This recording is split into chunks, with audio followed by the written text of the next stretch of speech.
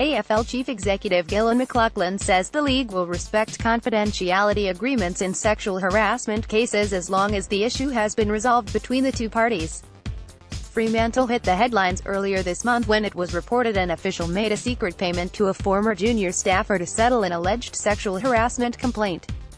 The AFL's Integrity Unit investigated the harassment claims and found no further action was needed. The Fremantle official at the centre of the storm has remained anonymous.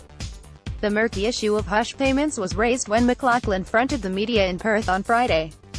Without wanting to comment directly on the situation at Fremantle, he said it was important for confidentiality agreements to be honoured when the circumstances warranted. What the core part of the policy is actually resolving the issue between the complainant and the person who they are making the allegation against, McLachlan said. It's entirely appropriate and part of the policy for it to be confidential. There's a wide series of options available for getting resolution.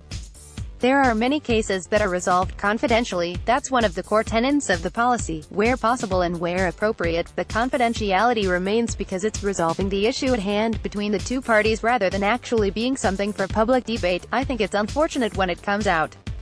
Unfortunate for the complainant and the person who is being complained against. Earlier this week, Port Adelaide President David Koch slammed the AFL over its Sam Powell-Pepper investigation. Koch said Powell-Pepper was a victim of the AFL's attempts to rebuild its reputation with women following the resignations of league executives Simon Leslian and Richard Simkes over their affairs with junior colleagues.